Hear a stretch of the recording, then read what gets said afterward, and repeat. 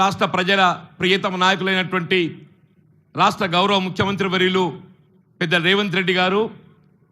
రాష్ట్ర ఉప ముఖ్యమంత్రి వర్యులైనటువంటి బట్టి విక్రమార్క గారు, పెద్దలు భారీ నీటిపారుదల శాఖ మంత్రులు, గతంలో ప్రదేశ్ కాంగ్రెస్ అధ్యక్షుడిగా బాధ్యతలు నిర్వర్తించినటువంటి ఉత్తమ్ కుమార్ రెడ్డి గారు, ఈ ప్రాంతానికే కాకుండా యావత్ తెలంగాణ రాష్ట్ర యువతకు ఏదైతుందో ఆదర్శంగా నిలుస్తున్నటువంటి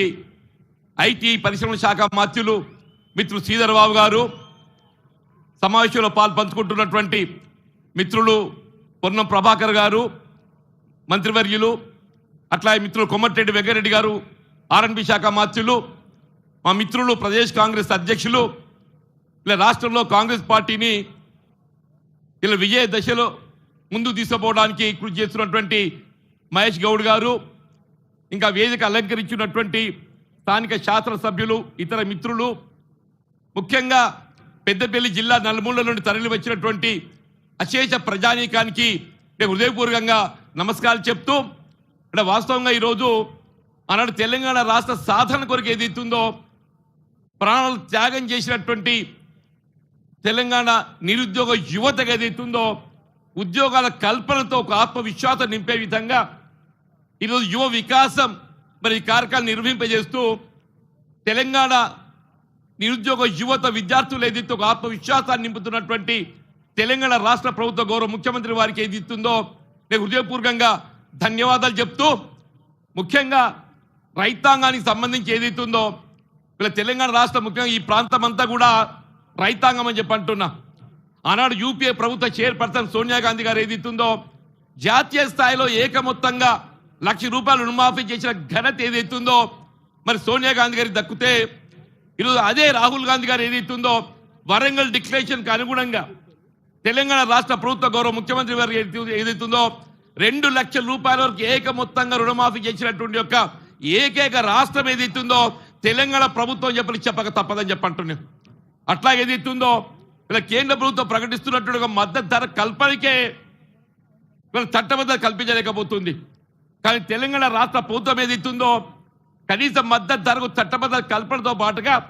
వరి ధాన్యం సన్న రకాలకు ఏదైతుందో ₹500 బోనస్ కల్పిస్తున్నటువంటి ఏకైక రాష్ట్రం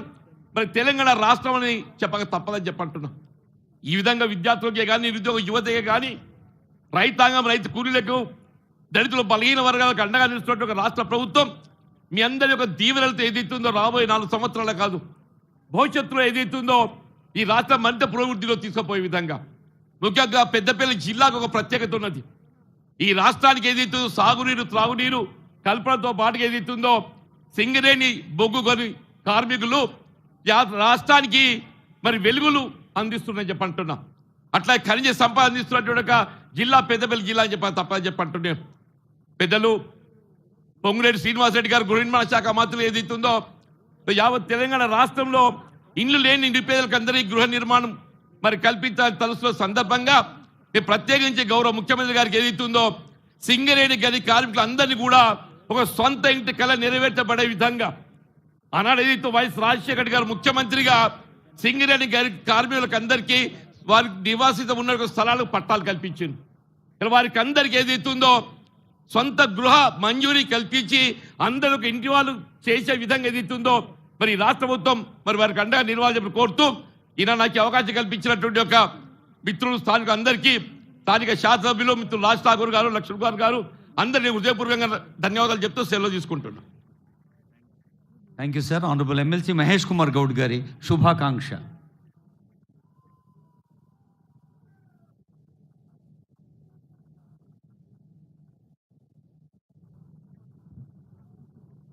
సభకి నమస్కారం. పెద్దపల్లిలో పెద్ద బహిరంగ సభ, పెద్దపల్లి చరిత్రలో కని విని